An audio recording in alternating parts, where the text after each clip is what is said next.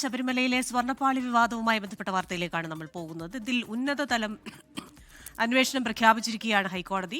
ADGP H. വെങ്കടേശിന്റെ നേതൃത്വത്തിൽ പ്രത്യേക സംഘം അന്വേഷിക്കും. ഗൂഢാലോചനയ്ക്ക് പിന്നിൽ ഉണ്ണികൃഷ്ണൻ പോറ്റി മാത്രമല്ലെന്നും ഉദ്യോഗസ്ഥർക്കും പങ്കുണ്ടെന്നും കോടതി നിരീക്ഷിച്ചു. അന്വേഷണത്തെ സർക്കാർ സ്വാഗതം ചെയ്തു. 1998 വിജയമല്ലിന് സമർപ്പിച്ച ഘട്ടം മുതൽ ഇതുവരെയുള്ള 2025 വരെയുള്ള മുഴുവൻ കാര്യങ്ങളും സമഗ്രമായി അന്വേഷിച്ച് കൃത്യമായി അത് വെളിയിൽ വരണം എന്ന് തന്നെയാണ് സർക്കാരിന്റെ നിലപാട്. ഏറെ സ്വാഗതം ചെയ്യുന്നു. ബഹുമാനപ്പെട്ട കേരള ഹൈക്കോടതി ഇത്തരം ഒരു നിലപാടിലേക്ക് വന്നു. ഇക്കാര്യത്തിൽ കോടതിയിൽ ഞങ്ങൾക്ക് പൂർണ്ണ വിശ്വാസമാണ്. ഞാൻ ആദ്യം തന്നെ സൂചിപ്പിച്ചു, ഈ സമഗ്രമായ അന്വേഷണം നടത്തി ബാക്കിയുള്ള വെളിയിൽ വരുമ്പോഴേക്ക് നമുക്ക് ഈ കാര്യത്തിൽ കൃത്യമായി കാര്യങ്ങൾ മനസ്സിലാവും. 98 മുതൽ ഇതുവരെയുള്ള കാര്യങ്ങൾ ഒന്നൊന്നായി പുറത്തു വരട്ടെ. അപ്പോൾ ആരൊക്കെയാണ്, അപ്പോൾ ഇത്തരം ഒരു അന്വേഷണം നടക്കരുതെന്നുള്ളൊരു ഉദ്ദേശമുള്ള ആളുകളും അതോടൊപ്പം തന്നെ മുമ്പ് കിട്ടിയ അയ്യപ്പ സംഗമത്തിന്റെ മേലിൽ നിന്ന് കെടുത്താൻ കഴിയുമെന്നതിനെ പ്രയോജനപ്പെടുത്താൻ കഴിയുമെന്ന പരിശ്രമത്തിന്റെ രൂപത്തിലേക്കുമാണ് ഇത് കടന്നു വന്നത്.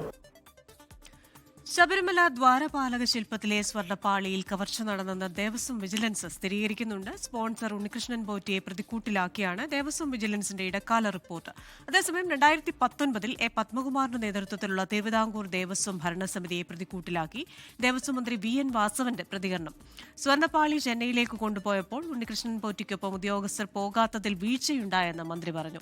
എന്നാൽ താൻ ചട്ടം ലംഘിച്ചിട്ടില്ലെന്നും പേടിക്കാനൊന്നുമില്ലെന്നായിരുന്നു എ. പത്മകുമാറിന്റെ പ്രതികരണം. അന്ന് നിങ്ങളുടെ ചോദ്യം ന്യായമാണ്. അന്ന് ഇവന്റെ കൂടെ 2019 ദേവസ്വം ഉദ്യോഗസ്ഥന്മാരുടെ കൂടെ പോകേണ്ടതില്ലെന്നും ശരിയാണ്.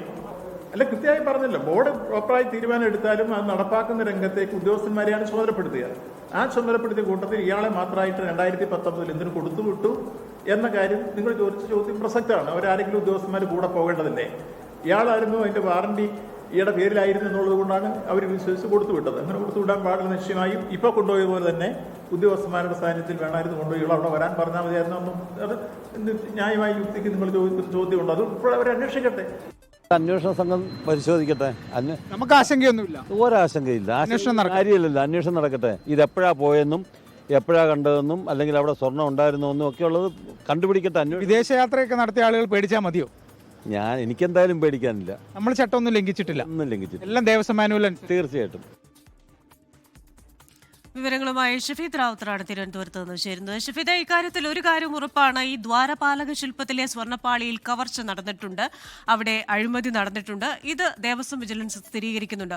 ഒപ്പം തന്നെ ഇങ്ങനെ ഈ സ്വർണ്ണപ്പാളിയുടെ നീക്കത്തിലൊക്കെ ദേവസ്വം ബോർഡ് ഉദ്യോഗസ്ഥർ പോകേണ്ടതായിട്ടുണ്ട്, ഇതിന്റെ അളവെടുപ്പ് കൃത്യമായി നടത്തേണ്ടതായിട്ടുണ്ട്. തിരിച്ചു വരുമ്പോൾ ആ പോയ വസ്തു തന്നെയാണോ തിരിച്ചു വന്നിരിക്കുന്നതിന് എന്ത് മാറ്റം സംഭവിച്ചിരിക്കുന്നു, ഇക്കാര്യങ്ങളിലൊക്കെ കൃത്യമായ പരിശോധന ആവശ്യമാണ്. അപ്പോൾ ഇതൊന്നും നടന്നിട്ടില്ല. കേവലം ഉണ്ണികൃഷ്ണൻ പോറ്റിയെ മാത്രം പ്രതിസ്ഥാനത്ത് നിർത്തിക്കൊണ്ട് ഈ കേസ് മുന്നോട്ട് പോകാനാവുമോ? ഇപ്പോൾ ഹൈക്കോടതിയും ചോദിക്കുന്ന ചില ചോദ്യങ്ങളുണ്ടല്ലോ. ഇപ്പോൾ ചില കാര്യങ്ങളിൽ ദേവസ്വം അധികൃതരുടെ ഉദ്യോഗം എങ്ങനെ നടന്നു എന്ന ചോദ്യം ഹൈക്കോടതി പല ആവർത്തി ചോദിച്ചിട്ടുണ്ടല്ലോ. കൊള്ളയടി സ്ഥിരീകരിക്കുന്ന ശരിവയ്ക്കുന്ന കണ്ടെത്തൽ ദേവസ്വം വിജിലൻസ് നടത്തിയ റിപ്പോർട്ട് കോടതിയിലെത്തിയതിന് പിന്നാലെയാണ് കോടതി ഈ വിഷയത്തിൽ ഇപ്പോൾ ഒരു പോലീസ് അന്വേഷണം പ്രഖ്യാപിക്കുന്നതും.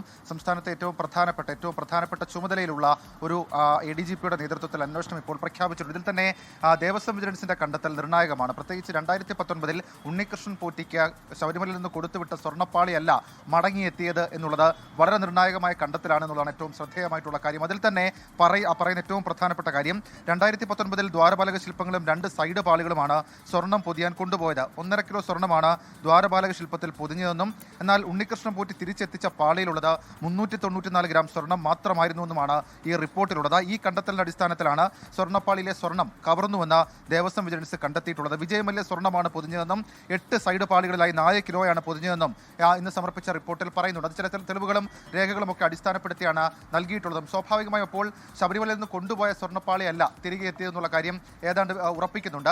ഫോട്ടോ പരിശോധന അടക്കമുള്ള കാര്യങ്ങൾ ദേവസ്വം വിജിലൻസ് നടത്തുകയും ചെയ്തിരുന്നു. ഇനി ഇക്കാര്യത്തിൽ അന്വേഷണം മറ്റൊരു ഏജൻസി അല്ലെങ്കിൽ ഒരു പ്രത്യേക സംഘം അന്വേഷിക്കുന്ന സാഹചര്യത്തിൽ ദേവസ്വം വിജിലൻസിന്റെ ഒരു ശുപാർശ ഇതുമായി ബന്ധപ്പെട്ട് ഉണ്ടായിരുന്നത് അത് ഈ വിഷയത്തിൽ കാലപ്പഴക്കം, സ്വർണ്ണപ്പാളിയുടെ കാലപ്പഴക്കം സംബന്ധിച്ച പരിശോധന നടത്തണം എന്നുള്ളതാണ് ഇപ്പോൾ എത്തിയിരിക്കുന്ന പ്രത്യേക അന്വേഷണ സംഘത്തിന്റെ നീക്കവും.